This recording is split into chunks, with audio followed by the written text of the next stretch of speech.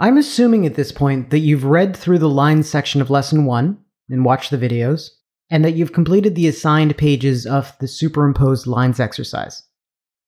In the superimposed lines instructions, I introduced the idea that drawing confidently is the key to achieving a smooth, fluid, consistent trajectory to your lines, which speaks to how we can follow the principles of mark making described in the lesson.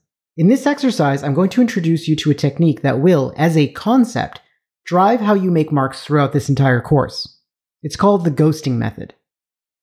This is a technique that I first learned from old DVDs by Scott Robertson, a name you may recognize as he's well known for his How to Draw textbook, which I find to be extremely useful as a resource to have in regards to technical perspective.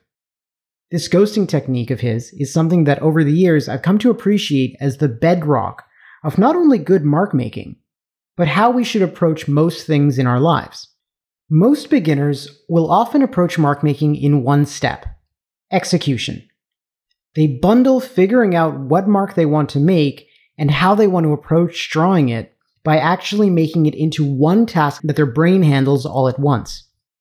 This is pretty inefficient when you think about it. Anytime you try to do multiple things at once, you're probably going to do a worse job at all the given tasks than if you did them one at a time.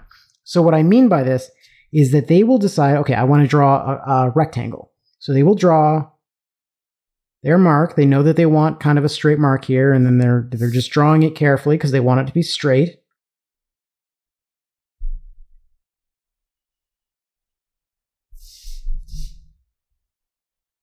And there you go. And they're being slow and steady because they know that the more time you put into something, the better it will come out.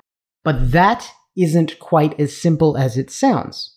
Because here, they've put lots of time into these lines, but they're wobbly. And they're wobbly because they're being slow and careful.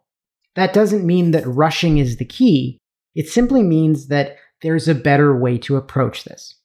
Ultimately, that's what the ghosting method is all about. It's about breaking the process of making a mark into 3 distinct phases. First, planning.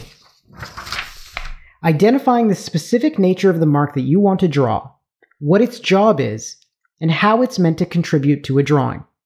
If it's a straight line, we can place tiny points where we want the mark to start and where we want it to end. Here we can also rotate the page to find a comfortable angle of approach. Don't just leave your page in a single position. Move it around, turn it as much as is needed.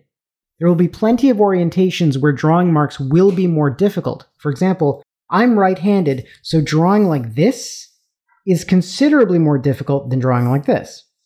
And so I want to make sure that my line that I'm going to be drawing is in a more comfortable position for me to execute it. While eventually this is something you'll want to work on to make those various orientations more comfortable, now is not the time. Right now, we're just going to focus on being able to execute a mark in a limited range of orientations really well. And that'll be enough to get us into learning more important things sooner. If we spend all our time just grinding away on being able to draw lines in every orientation, it'll be wonderful that you'll be able to say that, oh, I can draw a line in every possible direction, but what good is that if you can't actually apply it to more useful things? So the second step is preparation.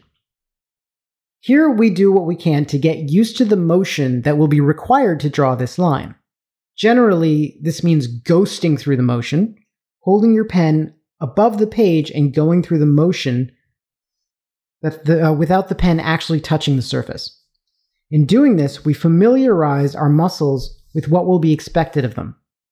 Focus on the motion in the direction of the stroke as well. Instead of going back and forth, draw in that motion, pick your hand up, and then repeat. That way you're giving your arm a better sense of the specific motion it needs to learn. And you're essentially writing it to your kind of short-term muscle memory, if you want to call it that. And lastly, we've got execution. Here's where we make our mark, doing so with a confident motion. No hesitation, no worrying. Engage your whole arm and push through that motion. Here your focus is only on getting ink on the page. So once you feel you've ghosted enough to feel comfortable with that stroke, let the pen touch the page and repeat the same motion again. producing a single mark. Don't automatically go back over it or repeat yourself. One line, one mark. And so here's how I would do the whole process. Ghosting. And then a mark. And this one isn't perfect. There's a bit of curving here at the beginning, and it actually creates a very subtle S. But it's still smooth, and that's my focus. It's not perfectly accurate, but this is what we're aiming for. We prioritize the flow of the mark first, accuracy second. And this whole process is that it's like a production line. At every stage, you can think as though it's being handled by an entirely different person.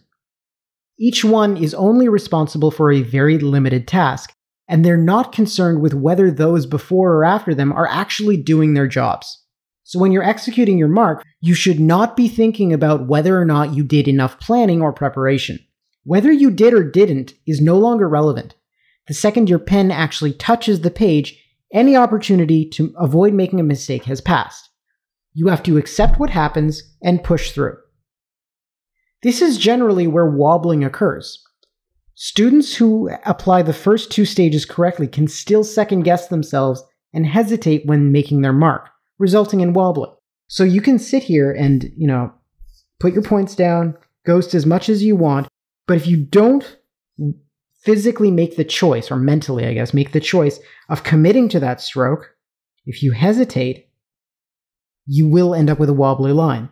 And so committing is key.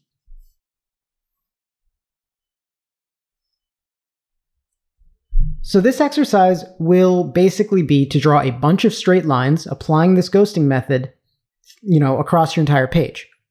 I'll often just put down a bunch of random points and then connect them together.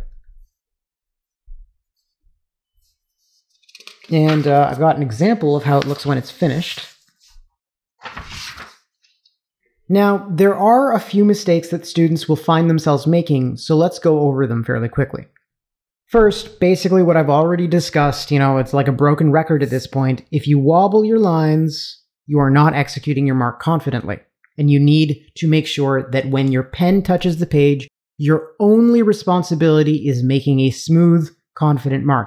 And as I discussed before in the superimposed lines exercise, if you don't think you can make confident lines, just take a piece of paper and draw lines as quickly as you can, and you'll show yourself that when you don't give yourself the opportunity to hesitate, your lines come out smooth. Another issue that students run into is the tendency to have their strokes arc a little bit. So let's say they've got their 2 points. They might be trying to draw a straight line, and they may find that every time it arcs. And there's two possible reasons for this. One is just that maybe they're drawing from their wrist. If I try and draw a straight line here from my wrist with, my wrist is firmly locked in place, I can't help but curve that line. The elbow will also produce a bit of a curve, just not as much as this, but always make sure that you are executing these marks from your shoulder and engaging your whole arm, as we discussed in previous videos. The other reason, if you are definitely using your whole arm to execute these marks and your wrist is locked in one position, in one orientation, it's not able to pivot from here, then it may simply be that your brain kind of thinks incorrectly about what a straight line is.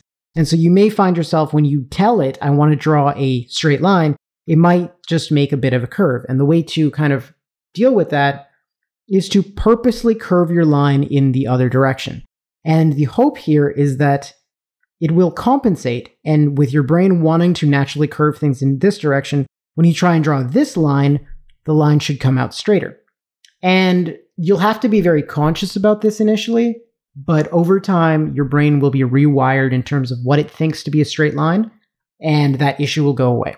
So this is the process that you're going to be using for every mark you draw throughout this course, this ghosting method where you plan, prepare, and execute.